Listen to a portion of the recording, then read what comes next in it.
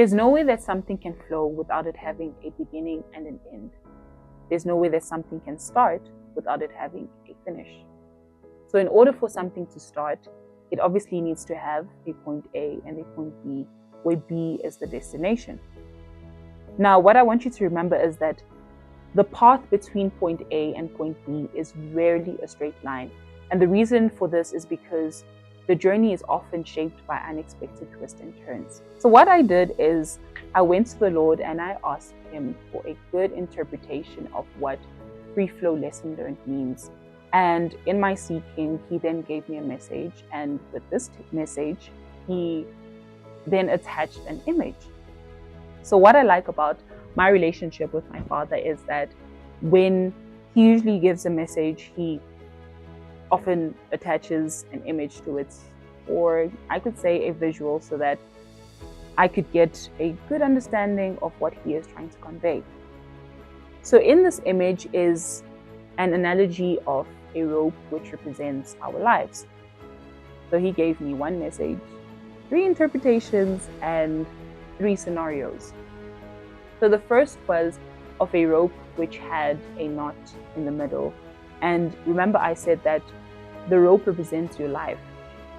So this knot in the middle is when you're at a point in your life where you're feeling stuck, you're feeling tied up, you're feeling like things are just not moving.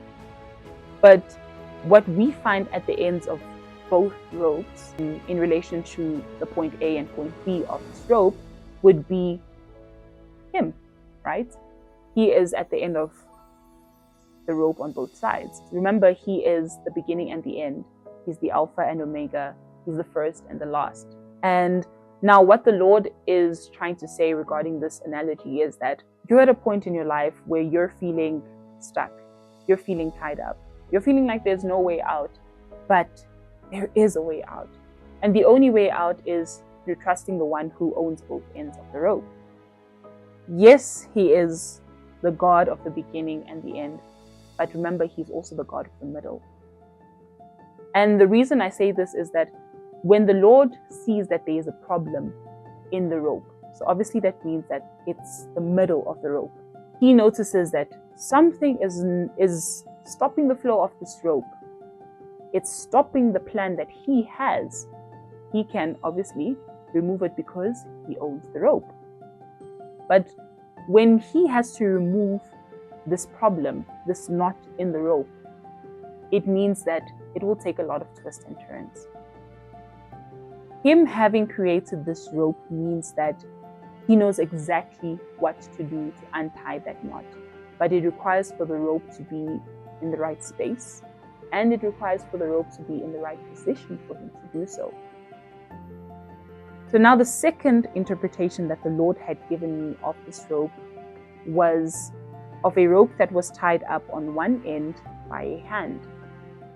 So this rope was tied up so tightly that it caused a restriction on the blood flow. So what he explains in this scenario is that sometimes in life, what is holding us back is ourselves. You want to trust God, but you don't trust him enough to take control of both ends of the rope. So the source of this pain, this restriction that has been placed on your life, is due to the lack of trust in him. You don't trust him enough, and you won't let go of what's not in your control. Often at times, we feel that we have it all planned out because we want to control this rope, right?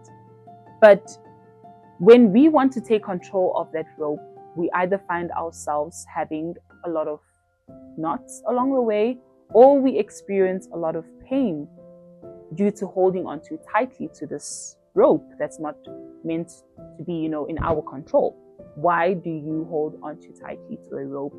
Because all it's doing is causing more harm than good. And then lastly, what the Lord had showed me was of a room that had many ropes that were piled up in different sections. So they were all like separated. In this analogy of the whole rope thing, again, the rope represents our lives.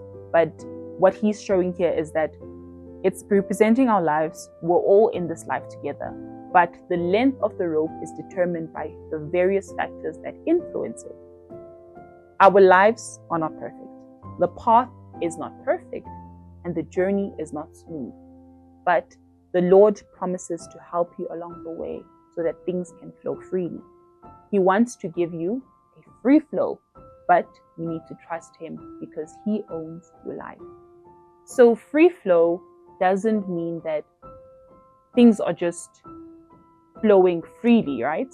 It means that I've learned my lesson, and these lessons have been identified through the knowledge and understanding that I do not own the rope. My name might be on that rope, but it doesn't mean that I own that rope. So therefore, I cannot take control over what I do not have control over. So that's the lesson here. You cannot take control over what you do not have control over. There will be a time where definitely you will find knots in the rope.